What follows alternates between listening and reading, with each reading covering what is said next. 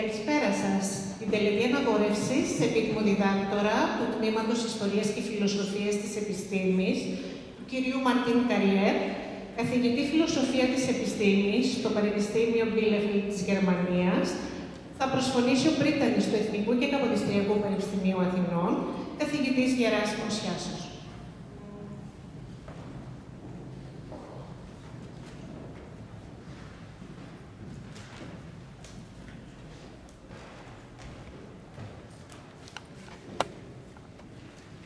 Αξιότιμη κυρία Αντικρίτανη, κυρία Σοφία Παπαϊβάνου, αξιότιμη κύριε Κοσμήτωρα της Σχολής Θετικών Επιστημών, κύριε Παρνακέλη, αξιότιμη κύριε Πρόεδρε του Τμήματος Ιστορίας και Φιλοσοφίας της Επιστήμης, κύριε Χατζημοϊσή, αγαπητές και αγαπητοί συνάδελφοι, κυρίες και κύριοι. Το Εθνικό και Καποδιστριακό Πανεπιστήμιο Αθηνών έχει σήμερα την εξαιρετική τιμή να απονείμει τον τίτλο του επίτιμου διδάκτορα του Τμήματος Ιστορίας και Φιλοσοφίας της Επιστήμης της Σχολής Θετικών Επιστημών στον κύριο Ι.Φ.Ε, καθηγητή Φιλοσοφίας της Επιστήμης του Πανεπιστημίου του Bielefeld στη Γερμανία. Με τη διάκριση αυτή, το πρώτο και μεγαλύτερο πανεπιστήμιο της χώρας τιμά κατά τα ακαδημαϊκά ιορθώτα με την προσήκουσα επισημότητα μια εξαίρουσα προσωπικότητα της σύγχρονης φιλοσοφίας, με πλούσιο και διεθνώς αναγνωρισμένο έργο. Η διεθνής αναγνώριση του καθηγητή Ι.Φ.Ε επιβεβαιώνεται από τις πολυάριθμες διακρίσεις και βραβεύσεις, καθώς και από τη συμμετοχή του σε διεθνή ακαδημαϊκά και επιστημονικά δίκτυα. Η επιστημονική του πορεία χαρακτηρίζεται από σημαντικές έρευνες σε κέριους τομείς. Η συμβολή του στη μελέτη της δυναμικής εξέλιξης των επιστημονικών θεωριών και στη διασύνδεση της φιλοσοφίας με την πρακτική και εφαρμοσμένη επιστημονική έρευνα είναι καθοριστική. Κεντρική αρχή του φιλοσοφικού έργου του τιμόμενου είναι ότι η φιλοσοφία, είτε ως θεωρητική ενασχόληση, είτε ως πρακτική, οφείλει στο σύγχρονο κόσμο να βρίσκεται σε διαρκή διάλογο με την επιστήμη. Η επιστήμη, ορισμένη ως γνωστική δραστηριότητα με υποκειμενική ισχύ, αποτελεί ένα δυναμικό φαινόμενο εξελικτικού χαρακτήρα. Αποτελεί δηλαδή το αντίθετο της δογματικής τάσης, την αδιάκοπη αναζήτηση και αναθεώρηση της γνώσης μας για τον κόσμο που ζούμε.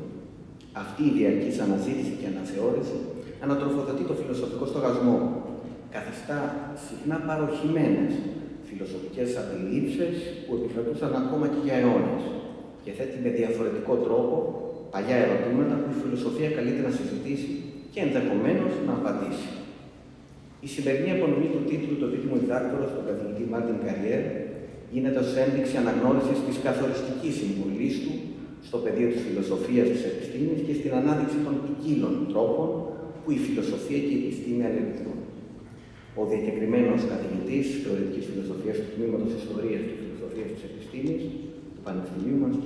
Χρυσόστομος Μαθαδίνος, που θα ακολουθήσει στο βήμα, θα αναφερθεί εκτενέστερα στο πραγματικά πολύ μεγάλο έργο του τιμόμενου και θα μας δώσει ενεργέστερη εικόνα για έναν διεθνώς καταξιωμένο επιστήμονα. Dear Professor Ι.Φ.Ε, on behalf of the rectory authorities of the National Kapodistrian University of Athens, I would like to express our sincere congratulations. It's a great honor for the academic community of the National Kapodistrian University of Athens to welcome you to our institution. We are proud to acknowledge your contribution to science and to society, and deeply grateful to be inspired by your work. We wish you all the best in the progress of your scientific work and all your future endeavors. Congratulations.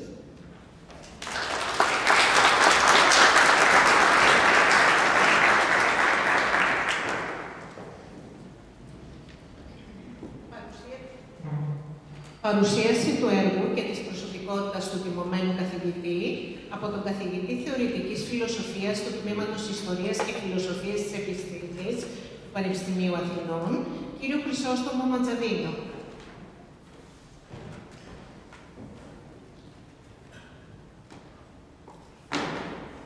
Dear Rector of the University, dear Dean of the School of Science, dear colleagues, ladies and gentlemen, the Department of History and Philosophy of Science at the University of Athens has the great honor to award today the title of the Doctor Honoris Causa to Ι.Φ.Ε, Professor of Philosophy of Science at the University of Bielefeld. With this distinction, the oldest university in our country honors an exceptional figure of contemporary philosophy. This distinction is awarded as an homage and recognition of moral debt to exceptional men of letters and science and to exceptional figures of public life for their contribution to the endless project of the creation of a cultural order. In this spirit, the honorary doctorate is awarded today in recognition of the crucial contribution of Professor Carrier to the field of philosophy of science. Please allow me, in the name of the honorary department, to present briefly the personality and the principal academic achievements of the our dean. Before taking up his professorship in Bielefeld in 1998, Professor Carrier held the chair of philosophy of science at the University of Heidelberg from 1994 to 1998, and his wide-ranging work has established him as a leading figure in the philosophy of science in Germany and one of the most important philosophers of science internationally. He has been an ordinary member of the German National Academy of Sciences Leopoldina since 2000 and an ordinary member of the Berlin Brandenburgische Akademie der Wissenschaften and the Akademie der Wissenschaften und der Literatur, Mainz. He is also an ordinary member of the Academia Europaea, the European Academy of Sciences, and the Académie Internationale de Philosophie des Sciences. He was awarded the Leibniz Prize in 2008 by the Deutsche Forschungsgemeinschaft, which is considered the most important prize in German-speaking academia. He has also been awarded the Blaise Pascal Medal and the Werner Eisenberg Medal. The opus of Professor Carrier is extremely extended and includes contributions to many fields.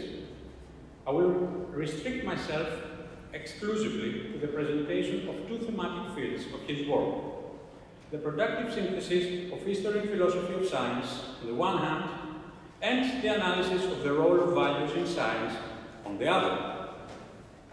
Professor Carrier has shown particular interest in the possibility of synthesizing philosophy of science and history of science already in the 90s, and thus pioneered the emergence of what is now called integrated history and philosophy of science.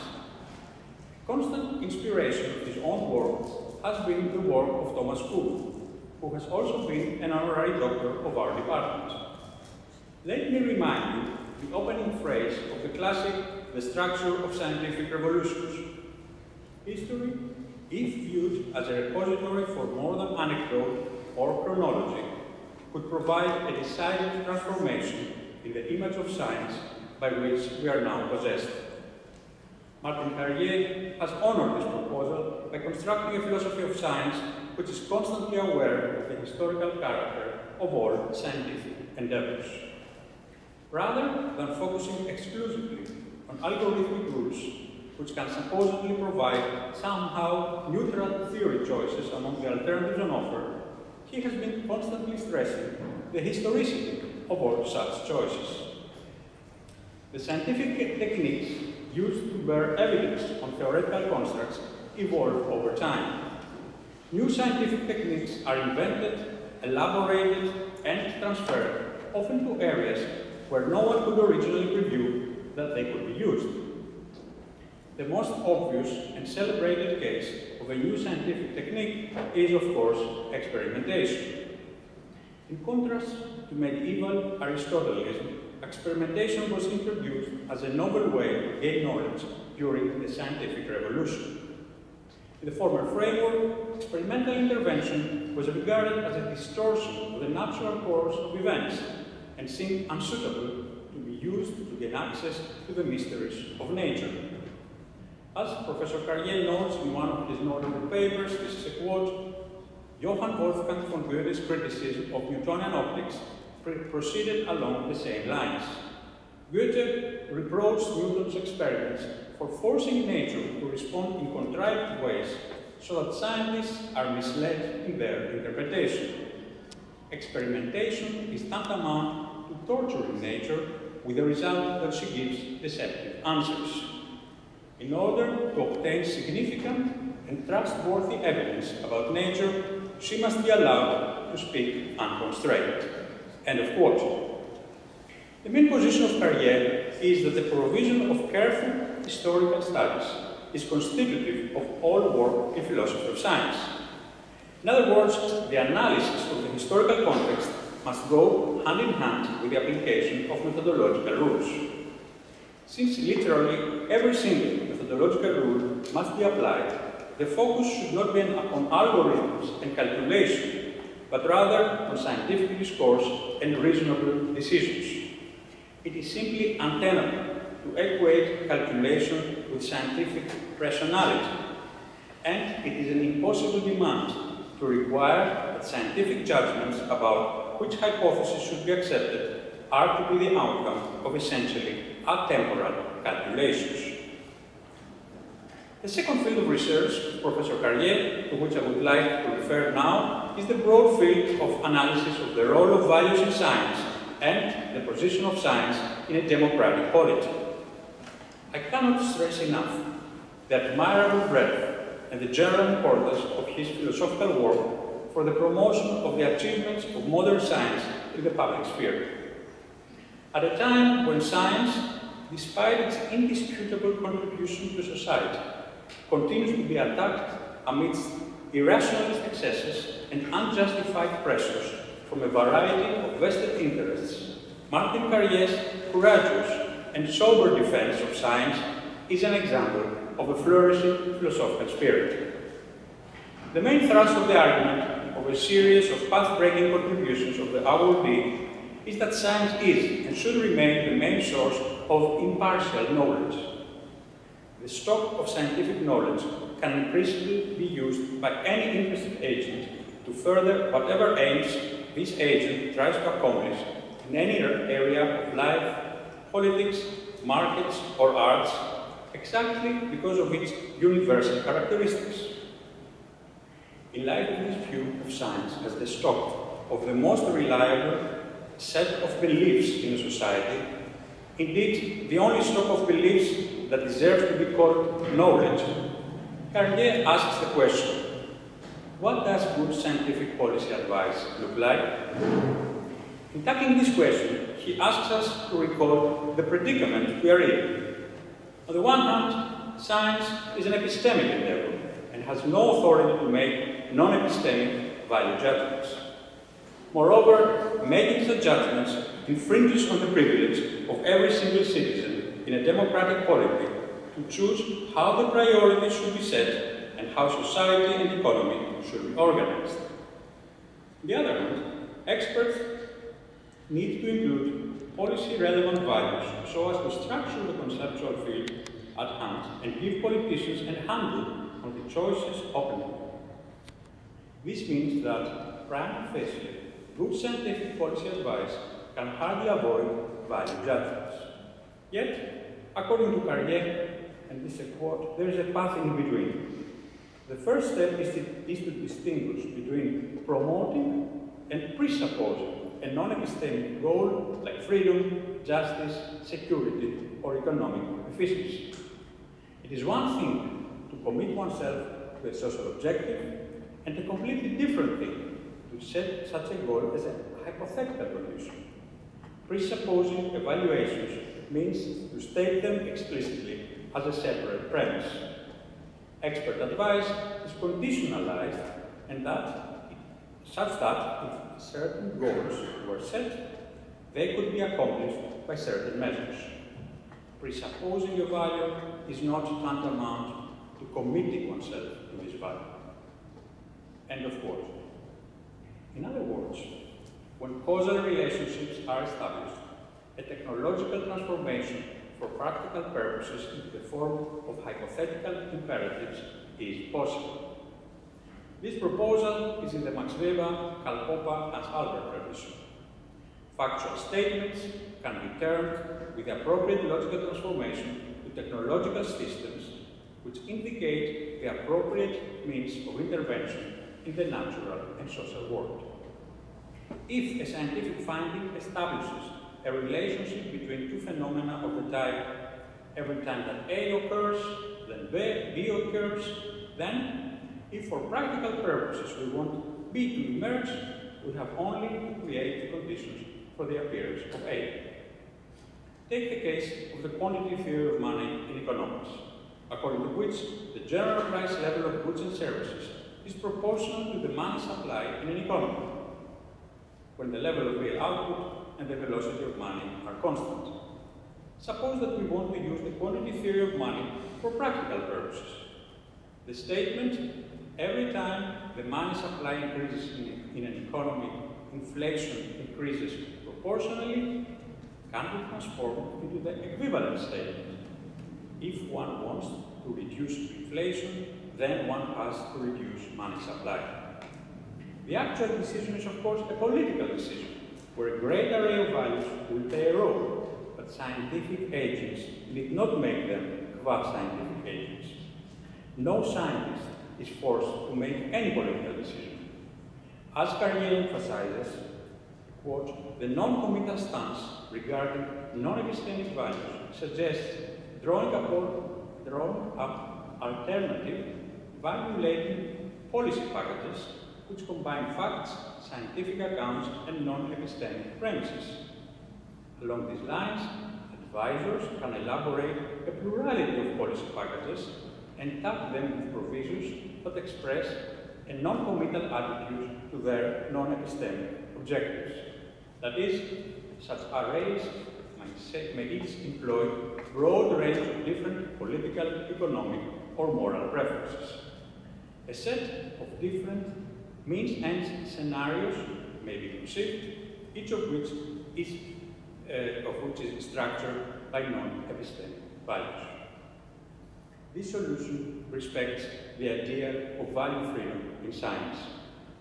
Carrier warns us against being too quick in introducing political, social, economic, and other kinds of non-epistemic values uncritically into science.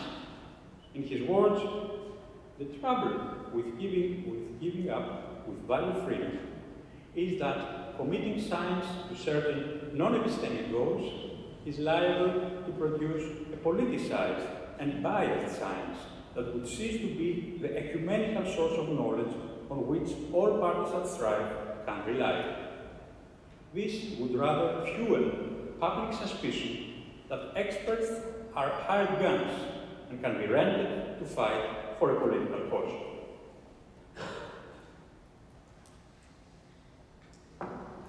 This is analytical philosophy at its best. A hard philosophical problem is solved by providing and elaborating in a very delicate way on an important distinction. Besides, it documents the ingenuity and creativity of the author. Science can be valuable to society, remaining itself value-free. This fruitfulness in his way of thinking manifests itself also in a series of other fields, which, in the interest of time, I cannot present today. Sehr geehrter Herr Professor Carrier, die Universität Athen verleiht Ihnen heute den Doktortitel Honoris Causa in Anerkennung des ökumenischen Wertes Ihrer Philosophie, der sich in Ihrem Beitrag zur Gestaltung der zeitgenössischen theoretischen Philosophie manifestiert. Diese einzigartige Leistung war nur durch die Ausübung Ihrer Kreativität in fast allen Bereichen der philosophischen Forschung möglich. Einer Kreativität, die auf einer Grundlage harter intellektueller Arbeit beruht. Ihre außergewöhnlichen synthetischen Fähigkeiten, die wahrscheinlich die knappste Ressource auf dieser Welt sind, zusammen mit ihrer philosophischen Plädoyer, die sie sich in einem langen, fruchtbaren akademischen Leben angeeignet haben, haben sie in die Lage versetzt, eine Philosophie zu liefern, die das Leben der Menschen verbessern kann. Wir anerkennen heute ihre großen Verdienste um die Verteidigung der Vernunft in oft vernunftfeindlichen und vernunftwidrigen Zeiten. Sie betreten heute einen heimischen Boden, denn dieses Land ist das Geburtsland des Logos, dem Sie mit all Ihren schöpferischen Kräften gedient haben und immer noch unermüdlich dienen. Wir empfangen Sie deshalb in Athen mit Ehrerbietung und Freude als Mitglied unserer akademischen Gemeinde und sagen Ihnen von Herzen: Willkommen, Mira geistige Heimat.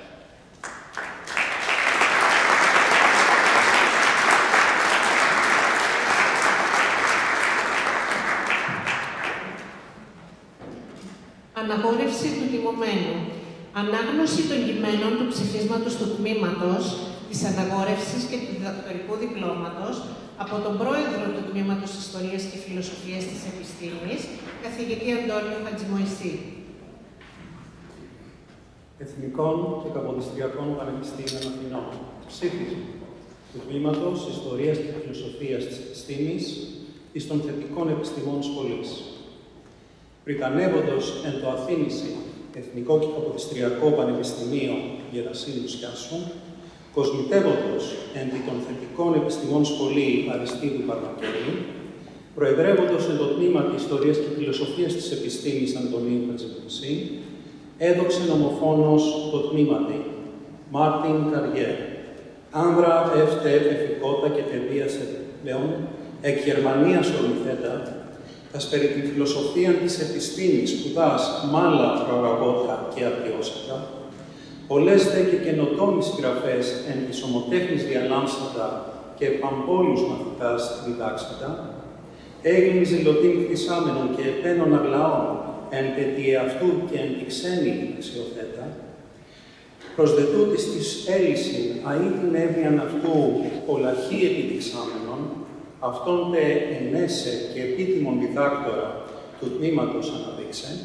το δε ψήφισμα τόδε μεμβράνην αναγράψε και τον του τμήματος πρόεδρον δημοσία εμπιεθούσε τη μεγάλη αναγνώντα και τα στιμάς ανηκόντα, επιδούνε αυτό, ή αν ημέρα η αναγόρευσης γένεται, καθάν ενόμαστε. Γένετο, Αθήνηση, πίνος Οκτωβρίου 10, έτους Τετάρτου και 20, και δυσχυλιοστού από Χριστού Γενέσεως. Ο Πρόεδρος του Τμήματος Ιστορίας και Φιλοσοφίας της Επιστήμης, Αντώνιος Χατζημοϊσής. Αναγόρευσης. Επειδή υπέρ το Τμήμα Ιστορίας και Φιλοσοφίας της Επιστήμης των Θετικών Επιστημών Σχολής του Αθήνης Εθνικού και Καποδιστριακού Πανεπιστημίου, Μάρτιν Καριέρ, άξιον απέφθαση του επιτίμου διδακτορικού αξιώματος, η δε των θετικών επιστημών σχολή, τούτα παιδέξατο και οπρίτανη στη της σχολής γνώμη επινεύει, δια τούτου εγώ, Αντώνιος Χατζημοϊσής, καθηγητής της συγχρόνου φιλοσοφίας, νυν δε του τμήματος Ιστορίας και Φιλοσοφίας της Επιστήμης Πρόεδρος, χρώμενος στη δυνάμει, ειν παρά των πανεπιστημιακών νόμων και του τμήματος έχω λαβών, Μάρτιν Καριέρ, επίτιμο διδάκτορα του τμήματος Ιστορίας και Φιλοσοφίας της Επιστήμης εις των θετικών επιστημών σχολής του Αθήνης Εθνικού και Καποδιστριακού Πανεπιστημίου δημοσία αναγορεύω και πάσας αυτότας προνομίας τας το πανεπιστημιακό τούτου αξιώματι παρεπομένας απονέμω. Εγένετο Αθήνηση, μηνός Μαρτίου 20, έτους 5ου και 20ου και δυσχυλιοστού από Χριστού Γενέσεως. Ο Πρόεδρος του Τμήματος Ιστορίας και Φιλοσοφίας Επιστήμης, Αντώνιος Χατζημοϊσής. Ελληνική Δημοκρατία. Πριτανεύοντος εν το Αθήνης Εθνικό και Καποδιστριακό Πανεπιστημίο Γερασίμου Σιάσου, καθηγητού της καρδιολογίας, μοριακής καρδιολογίας, εν των επιστημών της υγείας σχολή.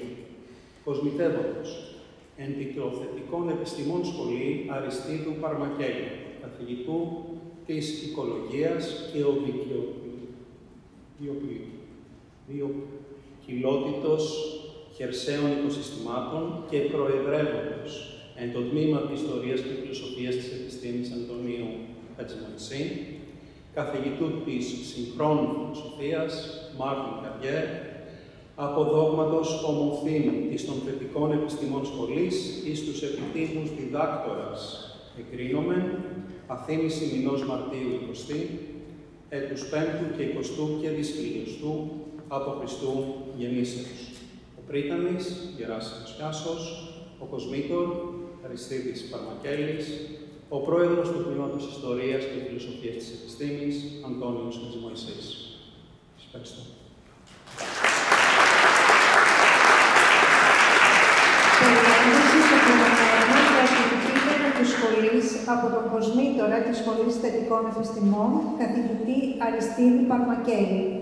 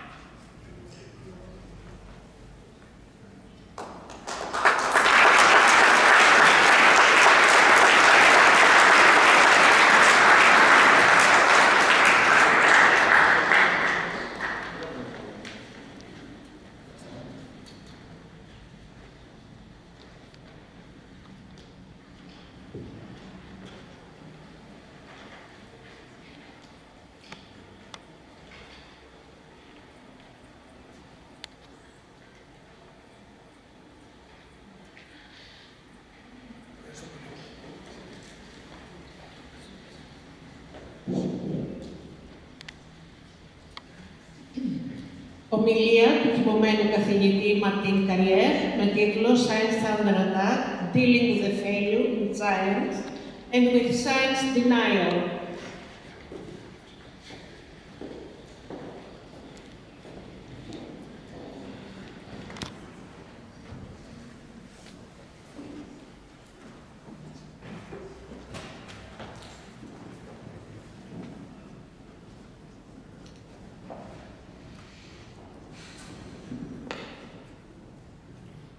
So I was asked to speak slowly, some sort of emphasis, and I hope you understand me well.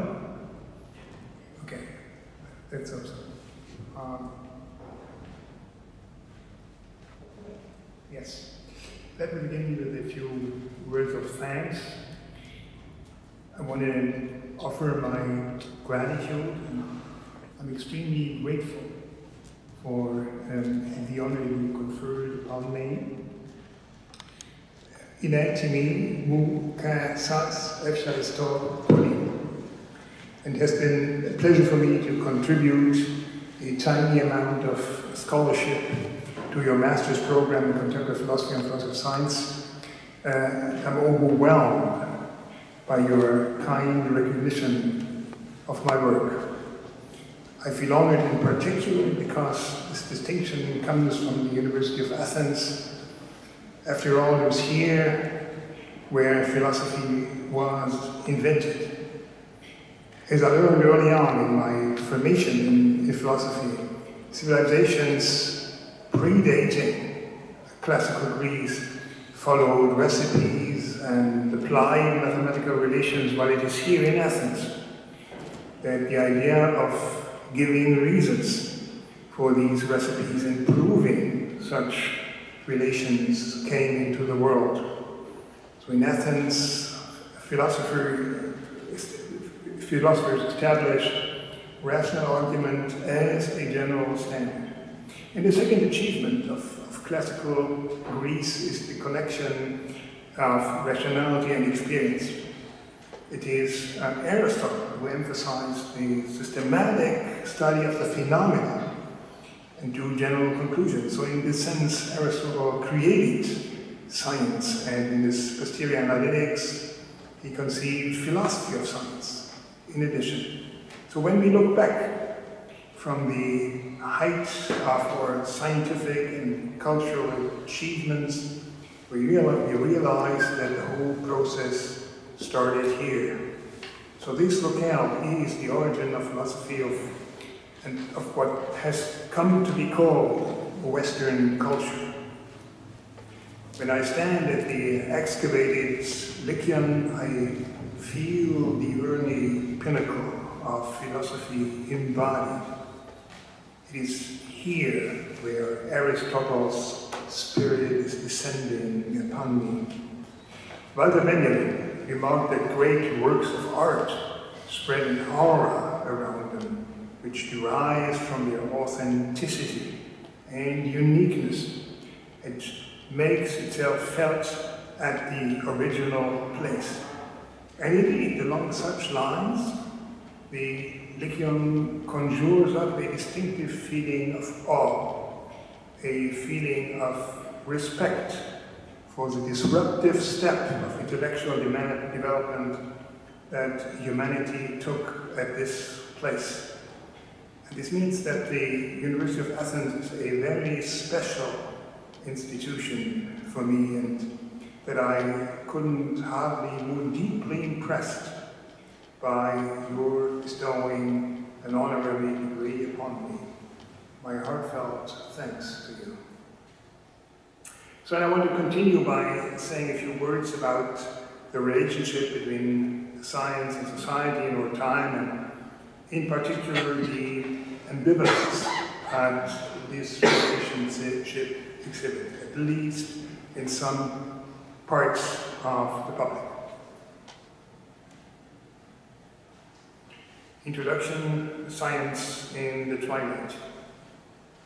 So judging from recent polls among the wider public, the former faith in science, the strong trust in the appropriateness and accuracy of scientific findings, has in part given way to a more critical or even negative attitude in the general public.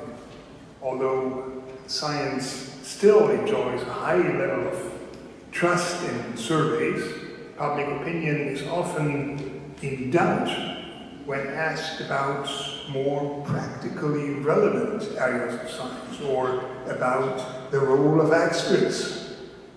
Strong minorities in the European Union assent to the claim that experts have too much power in society as compared to elected representatives of the people.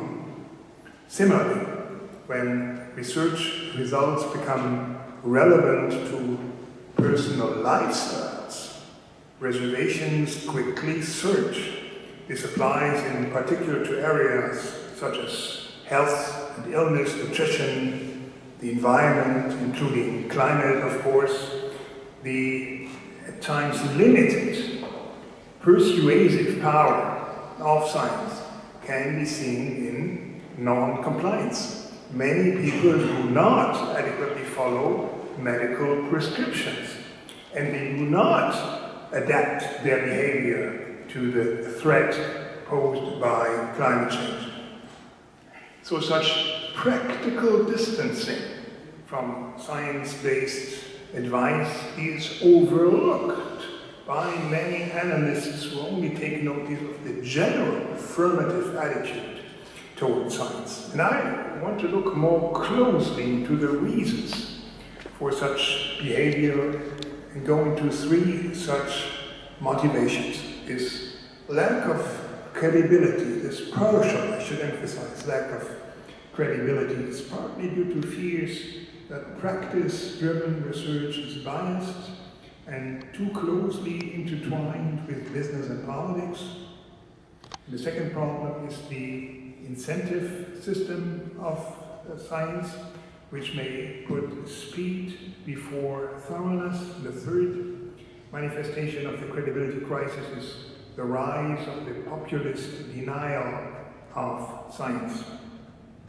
And this scene includes rebels at many fronts, including vaccination, climate, and it often relies on conspiracy theories.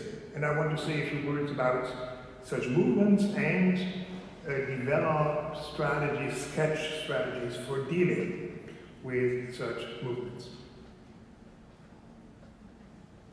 So, lack of reliability and relevance of research.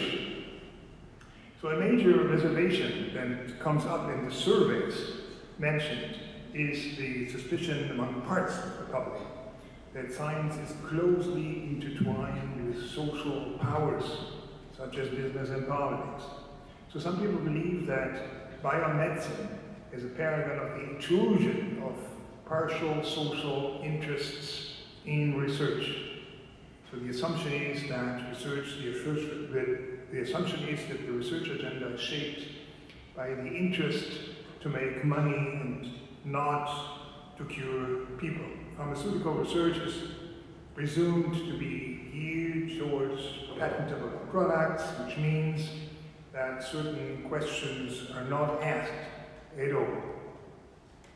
Industry is not keen on finding out the benefit of workout and vegetables, and this may result in an unbalanced and incomplete picture. This problem is perceived among some people, not the majority, but a sizable minority. This problem can be framed such that practice-driven research in biomedicine lacks relevance. It fails to address the problems that are actually urgent in society. And a kindred problem is inadequacy in scientific testing. This here is often articulated by academic critics of practice-driven research. The reproach is that such research is constrained by tight time frames and cannot afford to check its results thoroughly. So as a result, in the perception of parts of the public, the intrusion of social forces tends to reduce the relevance and reliability of science and thereby undermines its credibility.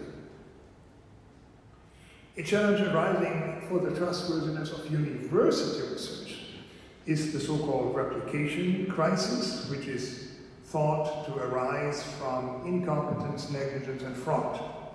This problem is particularly pronounced in social psychology and biomedicine, where seemingly established elements of scientific knowledge have not stood up to scrutiny. The conventional narrative of the commercialization of research assumed that public university research is careful and trustworthy. But this judgment has been shaken over the last decade. Researchers in the pharmaceutical industry have complained about the lack of reliability in university studies. Biomedical companies routinely try to put the results of basic university research to practical use.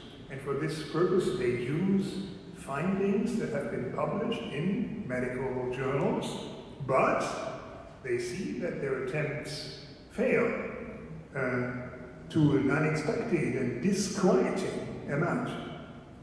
So many findings have turned out to be not to be reproducible.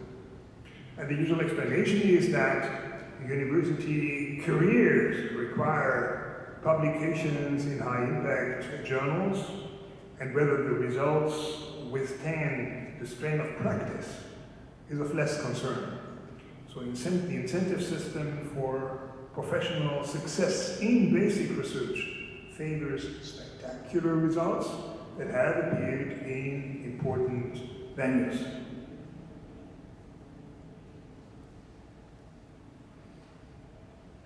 So these examples are intended to illustrate that parts of scientific research, and I always emphasize parts, it's only a sort of minority, but sizable minority. Parts of scientific research suffer from a reliability gap. This arises partly from the commercialization and politicization of research. This is the traditional narrative, the accepted narrative. But also partly from the incentive system of academic research.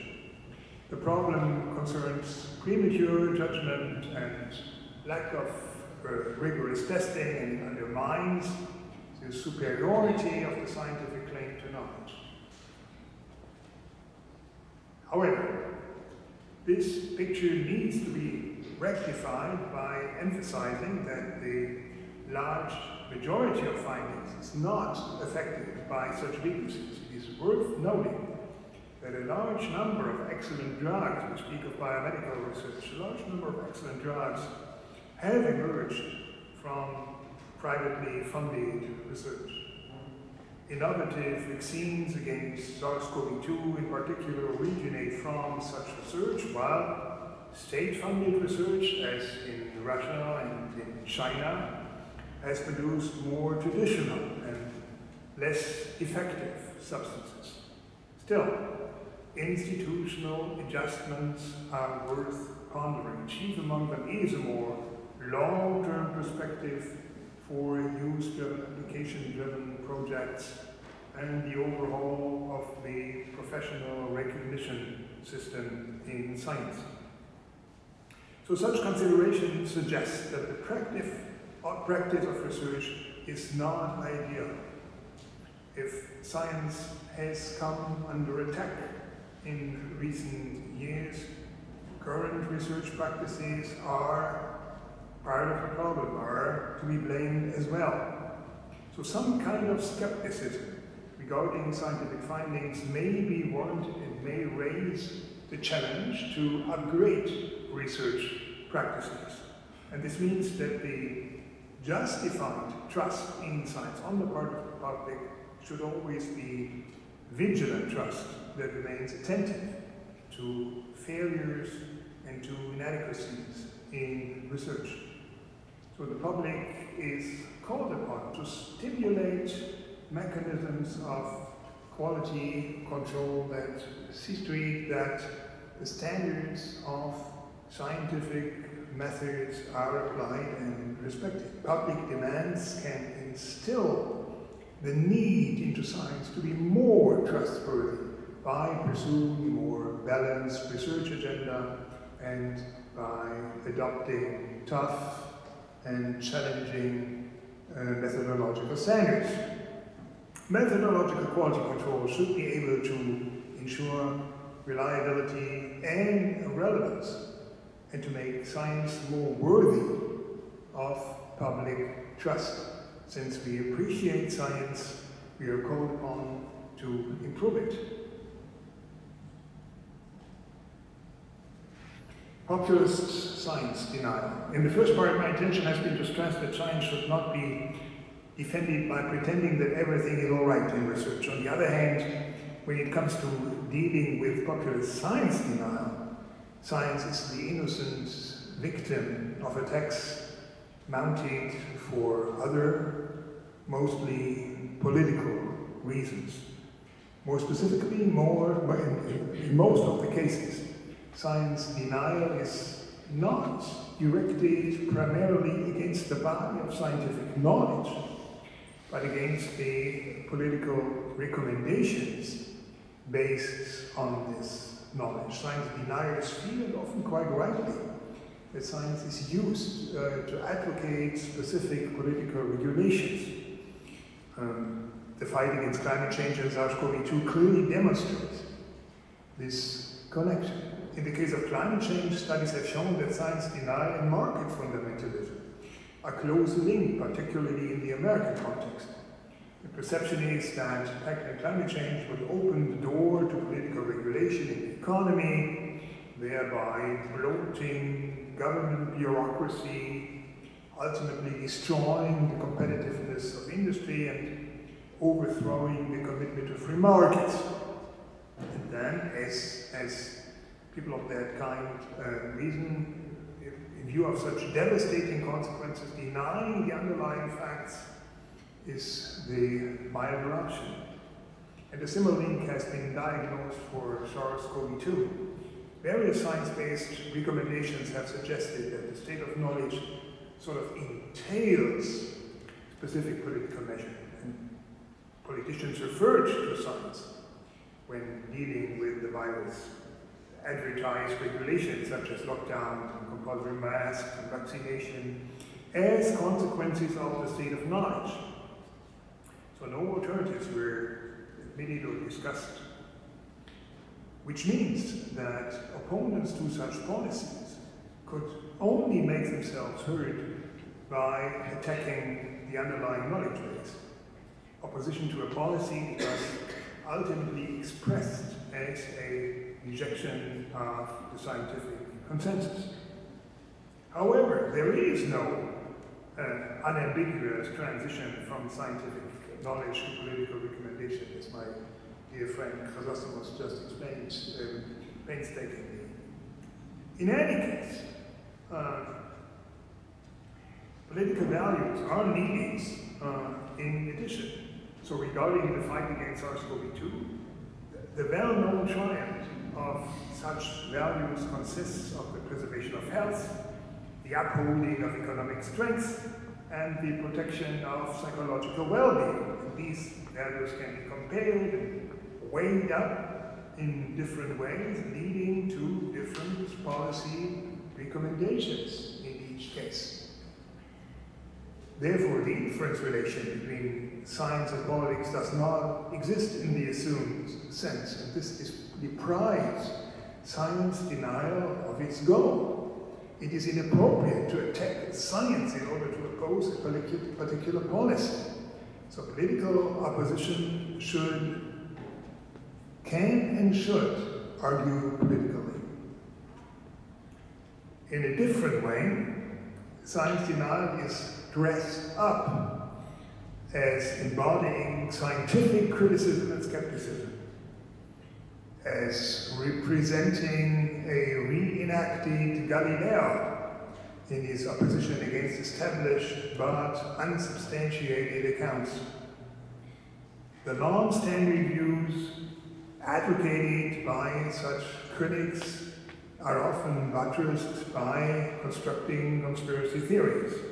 In such accounts, a few key figures join forces behind the scenes and deceive the public.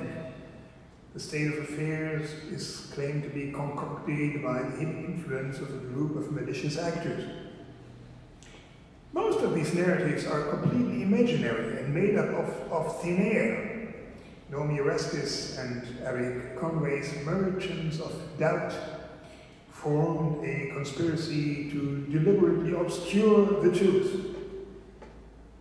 And a chief characteristic of conspiracy thinking is the failure to draw comparisons between different explanations. For example, the assumption of a conspiracy must prevail against the null hypothesis of the usual mixture of human miscalculation, accidental distortion, and unintended side effects.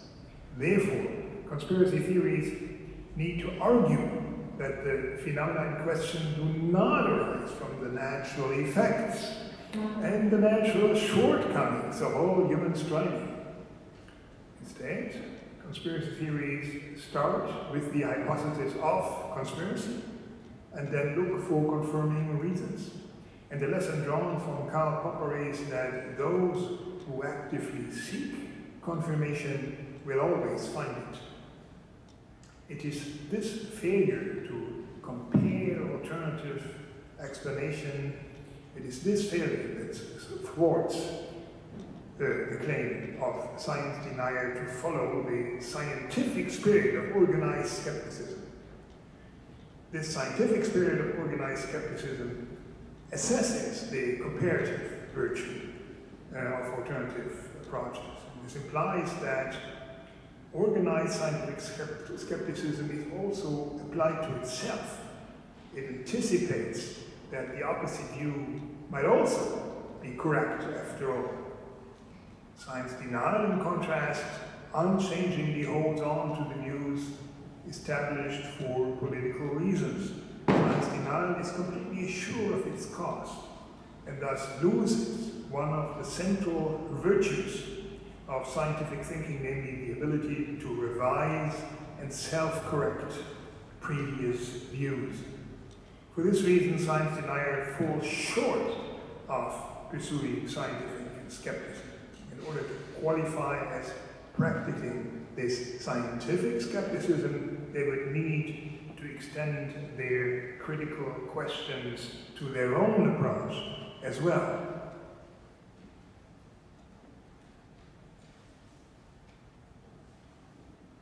Oh, I'm sorry. I think I skipped this. Science communication, science and the public. The follow-up question is how to deal with science denial. On the one hand, it is necessary to engage argumentatively with it. On the other hand, it is clear that hardcore deniers cannot be shaken in their beliefs. The strategy is to argue with the hardcore figures, but to target the bystanders and to seek to discredit the central figures in the eyes of the public. The lack of support by the facts and the fallacy employed should be demonstrated in public discourse. What should be avoided in dealing with science denial is embellishing and window dressing actual practices in science. Flawed, one-sided, superficial reasoning is part of research practice, and claim to the effect that science establishes nothing but the facts are not convincing. Of course, partisan social interests shape the views of science deniers, and the classic case is climate change deniers who want to drive their SUV with a clear conscience. However, the commercialization and politicization of science suggests that pure interest in knowledge is rare on the scientific side as well.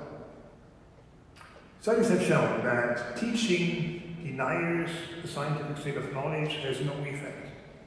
Preaching superior knowledge from a higher ground is bound to produce further distance.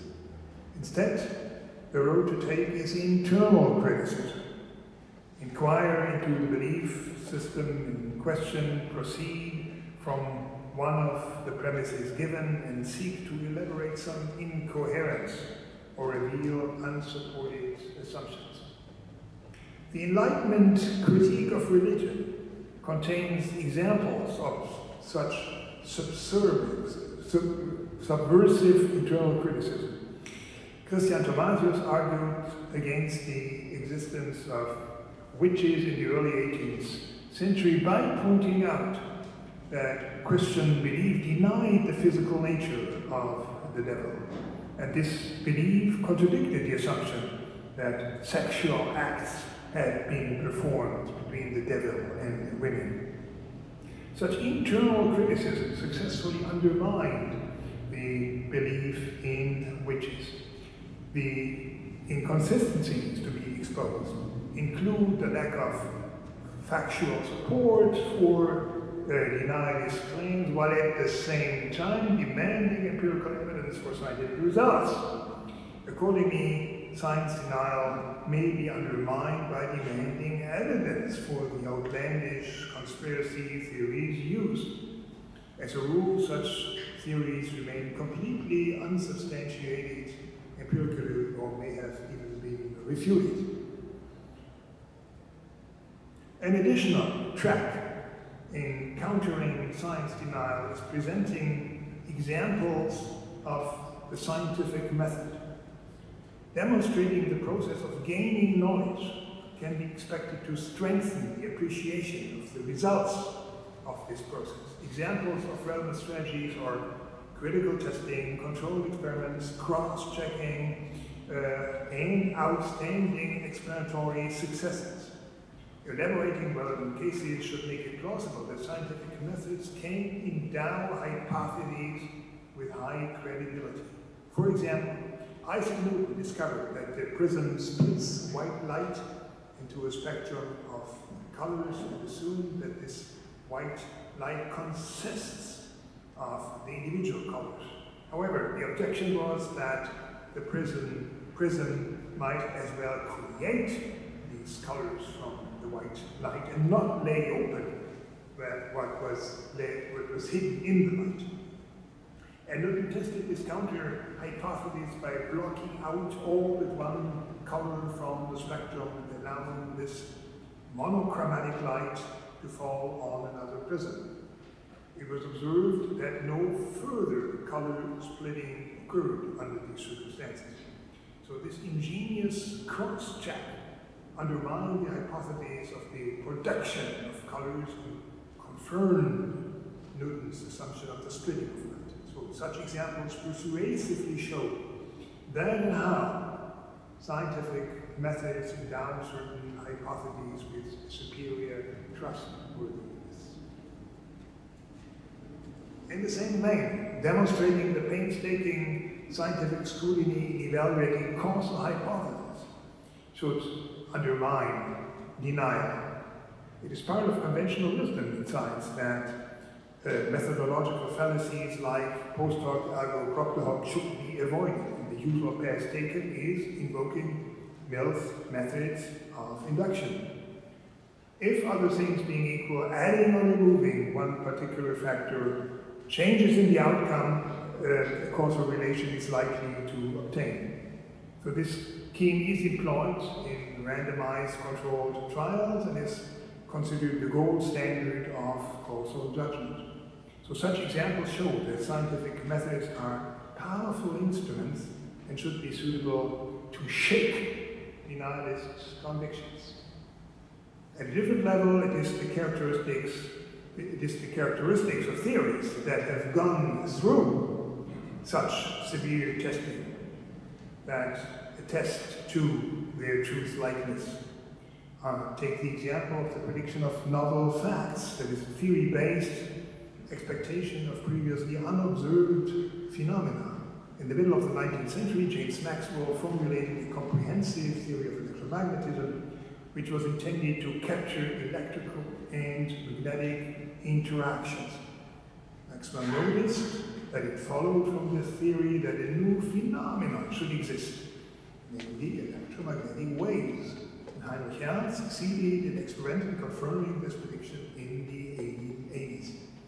So the successful prediction of such unanticipated and surprising effects is a sign of excellence and truth likeness of the corresponding theory. So such examples of the use of scientific methods make the fascination of seeking knowledge palatable through the vivid participation in the concrete understanding of the adventure of research. Their comprehension could make the public understand how hypotheses can be supported empirically in outstanding measure. And I think that such insights could increase the persuasive power of science in the public eye. So the conclusion is that the defense of science against its detractors should start with a realistic picture of science, should not whitewash the weaknesses of the research process. The defense of science is strengthened by the improvement of science. Institutional arrangements to channel economic and political influences on science, as well as the overall of the professional incentive system, can upgrade the reliability of scientific findings. Science denial should be undermined primarily by internal criticism of the lack of coherence or empirical support on the part of denialist views, and the communication of knowledge should illuminate sophisticated methods employed in research and thereby make the fascination of deciphering nature tangible. Thank you for your attention.